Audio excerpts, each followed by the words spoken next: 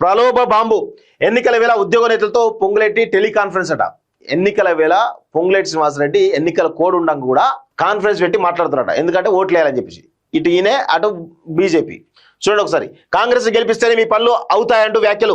సామాజిక మాధ్యమంలో వైరల్ గా మారిన ఆడియో క్లిప్. అధికార పార్టీ కార్యకర్తలు మించేలా సంఘాల నేతల శైలి. ఎదులాపురంలో కాంగ్రెస్ గెలుపు కృషి చేస్తామని హామీ. ఎన్నికల నిబంధనలకు మంత్రి తూట్లు పొడిచారు అంటూ బీఆర్ఎస్ చెప్తోంది. పొంగులేటిపై చర్యలు తీసుకోవాలంటూ కలెక్టర్ ఫిర్యాదు. నేను మాట్లాడిన ఆడియో బయటికి ఎలా వచ్చింది అంటూ మంత్రి ఆగ్రహం. తాను మాట్లాడి నిజమైనట్టుగా పరోక్షంగా ఒప్పుకోలు. ఫోన్ ట్యాప్ చేస్తున్నారేమోనంటూ అనుమానపు ఆరోపణలు. విషయం ఏంది? ఇప్పుడు ఆ పొంగులేటి శ్రీనివాసరెడ్డి ఆడియో బయటకు వచ్చింది. మీరు పెట్టింది ఇక్కడ టెలికాన్ఫరెన్స్ పెట్టారు. టెలికాన్ఫరెన్స్ లో ఎవరో ఒకరు దాన్ని రికార్డ్ చేస్తారు. రికార్డ్ చేసి బయట పెడతారు. ఆ తప్పేమున్నది? దానికంటే ఫోన్ ట్యాపింగ్ జరిగింది అది ఇది అంటూ వాళ్ళ బుకాయింపు ఇచ్చే ప్రయత్నం చేస్తా ఉన్నారు. సిగ్గుపడాలి పొంగులేటి శ్రీనివాసరెడ్డి. గాయంత తెలుగు లేదా? మంత్రిగా ఉన్నావు, 1000 కోట్లు సంపాదించావు కదా, గా తెలుగు లేదా? నీ ఆడియో ఎట్లా బయటకు వస్తుంది? ఫోన్ ట్యాపింగ్ చేసి బయటకు వచ్చిందా? టెలికాన్ఫరెన్స్ పెట్టి ఫోన్ ట్యాపింగ్ చేసి బయటకు వచ్చిందని చెప్పేసి మళ్ళీ బుకాయిస్తున్నావా? సిగ్గుపడు కొంచెమైనా. కాలికి బలపం కట్టుకొని తిరుగుతూ ప్రచారం చేసిన తన ఇలాకాలో ఎదురుగాలి వీసడంతో మంత్రి పొంగులేటి ప్రలోభాల పర్వానికి దిగారని బీఆర్ఎస్ ఆరోపిస్తుంది. ఎన్నికల నిబంధనలకు పాతరిస్తూ మంత్రి అనే విషయాన్ని మర్చిపోయి ఉద్యోగ సంఘాల నాయకులను ప్రలోభాలకు గురి చేస్తున్నారని విమర్శిస్తున్నది. ఎదులాపురం మున్సిపాలిటీకి సంబంధించి పలువురు ఉద్యోగ సంఘాల నేతలతో మంత్రి పొంగులేటి టెలికాన్ఫరెన్స్ నిర్వహించారు.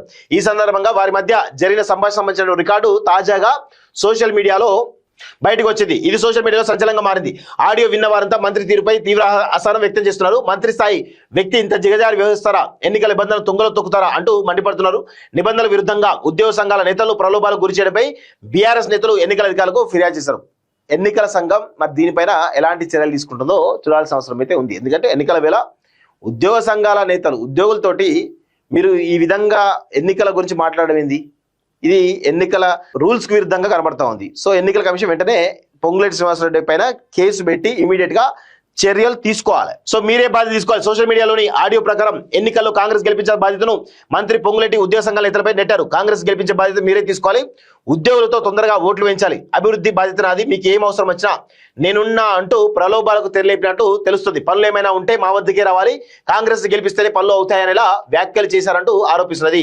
మంత్రికి సాగిలపడిన ఉద్యోగ సంఘాల నేతలు దొంగే దొంగ అన్నట్టుగా అరిచినట్టుగా కనబడతా ఉంది. సో ఇది పరిస్థితి. ఇప్పటికైనా Ponguleti Srinivasa Reddy phone tapping గిన్ tapping అని అవన్నీ బంద్ చేయి.